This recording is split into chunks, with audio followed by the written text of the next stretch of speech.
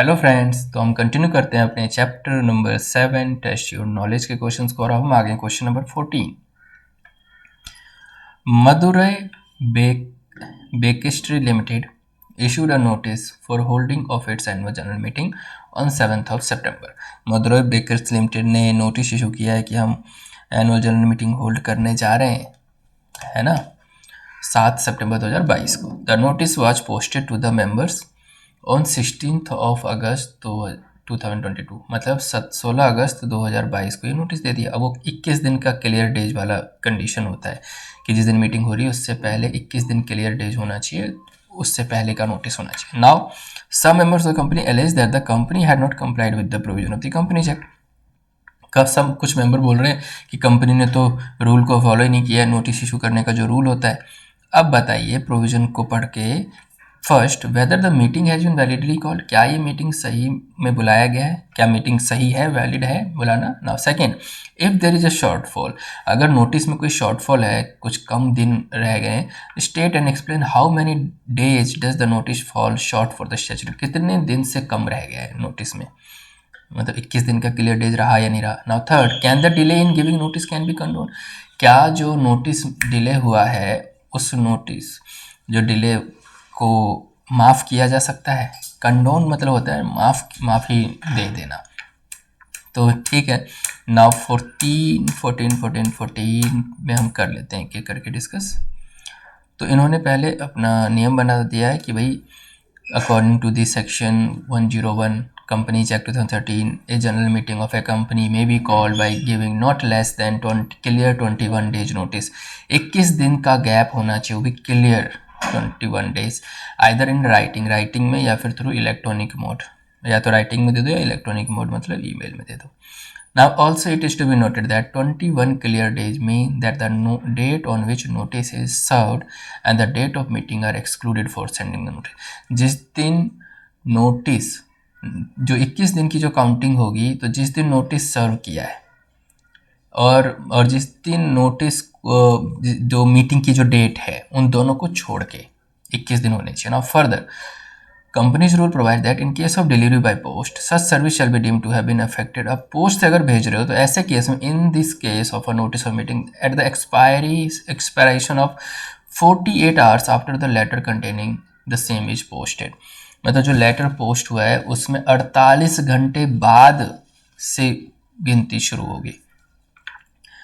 ये मानते हुए कि 48 घंटे तो लगेंगे ही पहुंचने में। Now hence in the given question A 21 days clear notice must be given, भाई 21 दिन का क्लियर नोटिस देना चाहिए। In the given case only 19 clear days, इसमें सिर्फ 19 क्लियर डेज हैं नोटिस सर्व, वो भी 48 घंटे को छोड़ के, क्योंकि 48 घंटे को तो काउंट कर नहीं रहे पोस्ट से भेजने पे। Therefore the meeting was not validly called, इसलिए मीटिंग वैलिड नहीं है। नाउ सेकेंड, कितने दिन से कमी रह गई, तो यहाँ पे 19 दिन है तो 2 दिन से कमी रह गई, तो notice falls short by 2 days. Third, the Companies Act 2013 does not provide anything specific regarding the condonation of delay। Companies act 2013 कोई भी ऐसा जो कंडोनेशन ऑफ डिले का कोई स्पेसिफिक रूल्स नहीं बताती है कि नोटिस केस में ऐसा है। Hence the delay in giving the notice calling the meeting can not be condone, मतलब कि जो डिले हो रही है नोटिस में उसको लेकर कोई माफ़ी नहीं है, कोई रिलैक्सेशन नहीं है।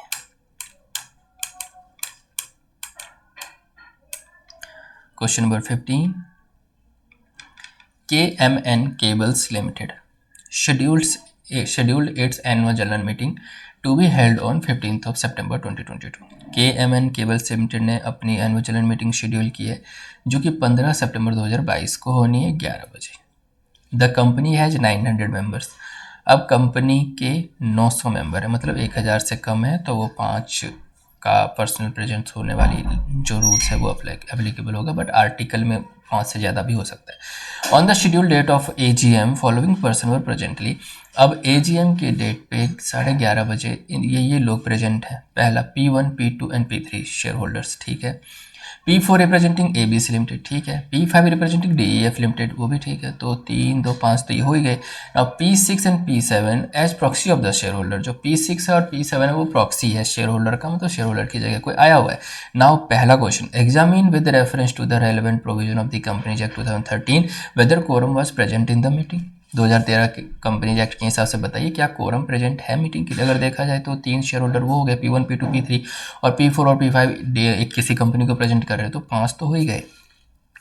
Now what will be your answer if P4 representing ABC Limited reached the meeting after 11:30 AM? अगर 11:30 बजे के बाद अगर P4 आता है तब तो फिर घट गए, 4 ही रह गए।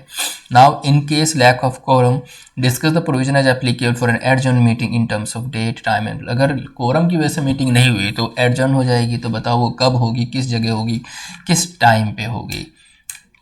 तो 15 के एक एक पॉइंट का जवाब दे देते हैं। According to Section 103 of the Companies Act 2013, unless the article of the companies provide for larger number, अगर आर्टिकल में लार्जर नंबर नहीं बताया गया है तो जो कोरम है वो मिनिमम 5 मेंबर का रहेगा।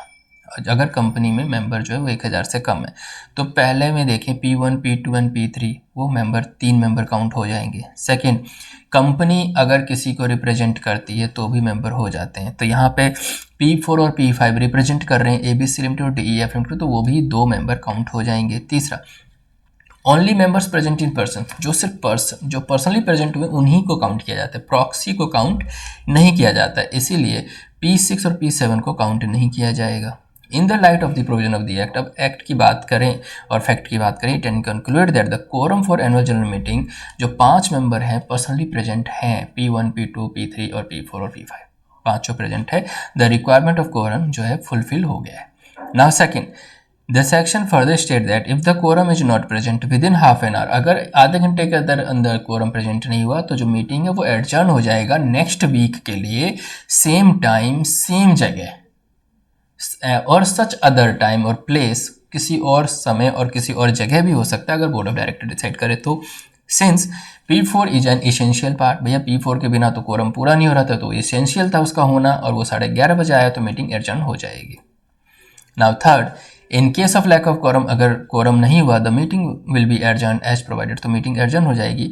इन case of the adjourn meeting और change of the day, time और place of meeting, the company shall give not less than 3 days notice, लेकिन कंपनी ऐसे केस में 3 दिन से कम का नोटिस नहीं दे सकती है टू मेंबर इधर इंडिविजुअली और publish N advertisement in the news, या तो इंडिविजुअली या फिर न्यूज़पेपर में पब्लिश करा के। Now fourth, where quorum is not present in the adjourn meeting also within half an hour, अगर एडजर्न मीटिंग जिस दिन बाद में मीटिंग हो रही उस दिन भी अगर आधे घंटे के अंदर कोरम नहीं आई, then the members present shall form the quorum, तो जो जितने मेंबर आए हैं उसी को कोरम मान लिया जाएगा। तो ये हमने क्वेश्चन नंबर 15 कवर किया। अब चलते हैं क्वेश्चन नंबर 16 की तरफ।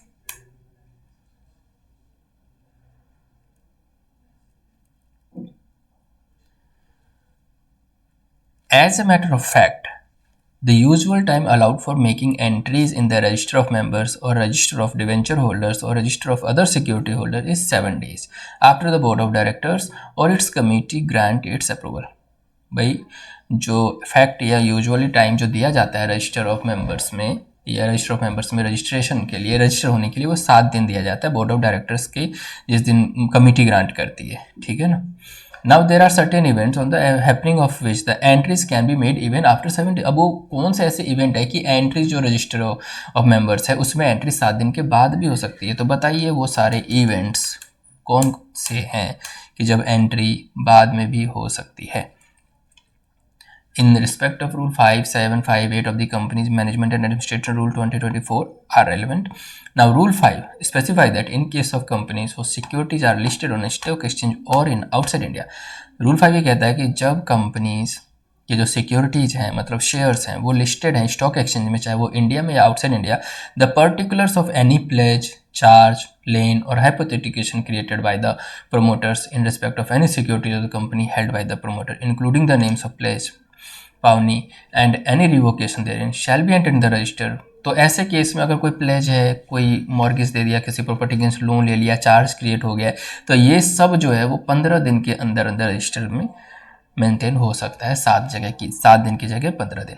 Now, according to Rule 5, if promoters of any listed company which has formed a joint venture company with another company, अगर promoters कोई listed company का कोई promoter अगर कोई दूसरी company बनाता है एज ए joint venture है और उसने प्लेज किया, हाइपोथेटिकेट किया, क्रिएट किया है चार्ज और lien in respect of any security of the listed company in connection with such joint venture company, या उस जॉइंट वेंचर की वजह से अगर कोई प्रॉपर्टी के अगेंस्ट प्लेज क्रिएट हो गया, हाइपोथेटिकेट कर दिया, सिक्योरिटीज़ के अगेंस्ट कर दिया, तो ऐसे केस में भी उस चार्ज की, लेन की, हाइपोथेटिकेशन की जो एंट्री है रजिस्टर ऑफ मेंबर्स में लिस्टेड कंपनी, वो 15 दिन के अंदर अंदर कर सकते हैं।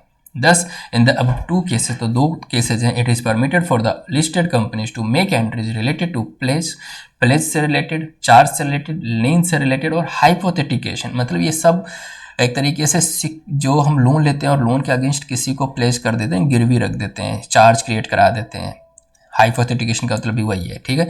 इन the register with in 15 days from the happening of such event, ऐसी इवेंट होने के अंदर 15 दिन के अंदर अंदर आप एंट्री करा सकते हो। अब चलते हैं question number 17। With a view to transact some urgent business, कुछ अर्जेंट बिजनेस ट्रांजैक्शन पे डिस्कस होने वाला है। Ratna, Rimpi and Ratnesh, the 3 director of Shilpkar construction limited are desirous of calling a general meeting of share holders by giving shorter notice than 21 days clear notice. 21 दिन के clear notice से कम के period में notice दे रहे हैं और अर्जेंट बेसिस पे कुछ डिस्कस करना चाहते हैं। Now the 4th director Nilesh is of the opinion that such an action will attract penalty provision since there is contravention. लेकिन 4था डायरेक्टर कह रहा है भैया तुम 21 दिन से कम नोटिस पे कर रहे हो, ये तो पेनल्टी हो जाएगी कंपनी के ऊपर, कंपनी लॉ को फॉलो नहीं कर रहे हो। The paid of share capital of the company is 30 crore divided into 3 crore shares of ₹10 each. अगर पेड ऑफ शेयर कैपिटल जो है वो कंपनी की वो 30 करोड़ है, उसको डिवाइड कर देते हैं 3 करोड़ से, 3 करोड़ नंबर ऑफ शेयर्स है तो एक शेयर 10 रुपये का है। Now keeping in view the applicable provisions of the Companies Act, now discuss regarding the possibility of calling a general meeting by giving shorter notice। अब बताइए क्या कोई ऐसा तरीका है कि शॉर्टर नोटिस पे भी मीटिंग किया जा सकता है?